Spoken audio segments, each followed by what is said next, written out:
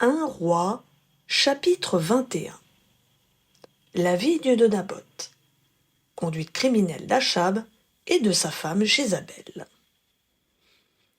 Après ces événements, voici ce qui arriva. Naboth de Jizréel avait une vigne à Jizréel, à côté du palais d'Achab, roi de Samarie. Achab parla ainsi à Naboth. « Donne-moi ta vigne, pour que j'en fasse un jardin potager, car elle est tout près de ma maison. Je te donnerai à la place une vigne meilleure. Ou si cela te convient, je te paierai la valeur en argent. »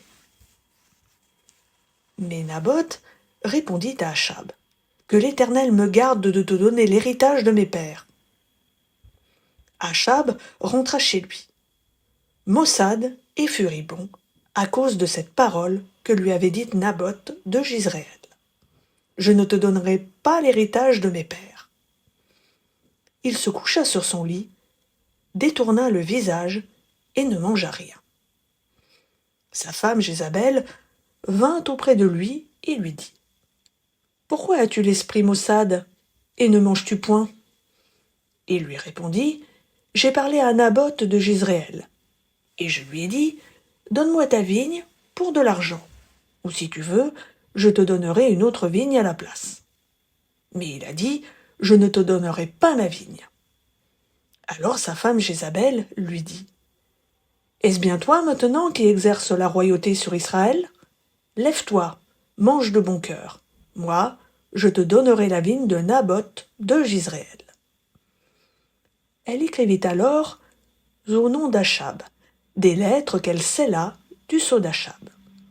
Elle envoya ces lettres aux anciens et aux magistrats qui habitaient avec Naboth dans sa ville. Elle écrivit les lettres en ces termes : proclamez un jeûne, faites asseoir Naboth à la tête du peuple, et faites asseoir en face de lui 2 vauriens qui témoigneront ainsi contre lui. Tu as maudit Dieu et le roi.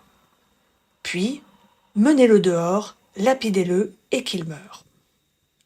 Les gens de la ville de Naboth, les anciens et les magistrats, qui habitaient dans la ville, agirent comme Jézabel le leur avait envoyé dire, d'après ce qui était écrit dans les lettres qu'elle leur avait envoyées. Ils proclamèrent un jeûne et firent asseoir Naboth à la tête du peuple.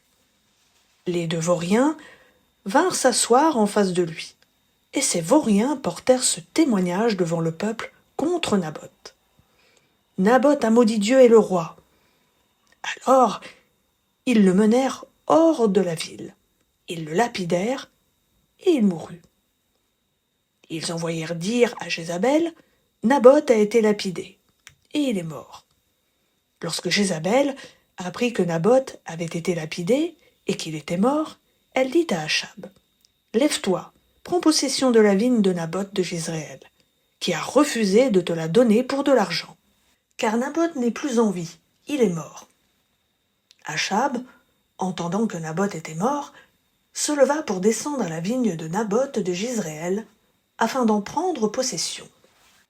Alors la parole de l'Éternel fut adressée à Élie, le Tishbite, en ces mots : lève-toi, descends à la rencontre d'Achab, roi d'Israël, qui est à Samarie. Le voilà dans la vigne de Naboth, où il est descendu pour en prendre possession. Tu lui parleras en ces termes : ainsi parle l'Éternel. Quoi ? Tu as commis un meurtre et tu en prends possession ? Et tu lui diras : ainsi parle l'Éternel. À l'endroit même où les chiens ont léché le champ de Naboth, les chiens lécheront aussi ton propre sang. Achab dit à Élie : m'as-tu trouvé mon ennemi ? Et il répondit : je t'ai trouvé, parce que tu t'es vendu pour faire ce qui est mal aux yeux de l'Éternel. Me voici, je vais faire venir le malheur sur toi. Je te balayerai, je retrancherai même le moindre de ceux qui appartiennent à Achab, celui qu'on retient et celui qu'on relâche en Israël. Et je rendrai ta maison semblable à la maison de Jéroboam, fils de Nébat, et à la maison de Baécha, fils d'Aïa, parce que tu m'as irrité et que tu as fait pécher Israël.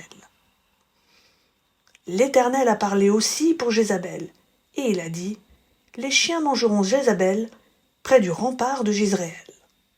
Celui de la maison d'Achab qui mourra dans la ville sera mangé par les chiens, et celui qui mourra dans la campagne sera mangé par les oiseaux du ciel. »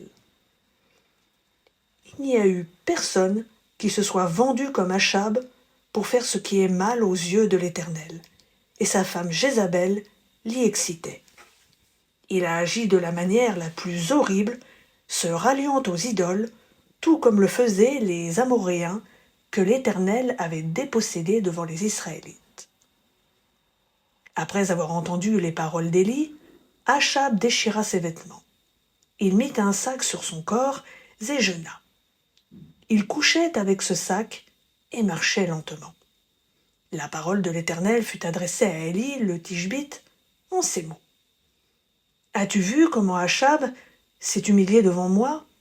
Parce qu'il s'est humilié devant moi, je ne ferai pas venir le malheur pendant sa vie. Ce sera pendant la vie de son fils que je ferai venir le malheur sur sa maison. »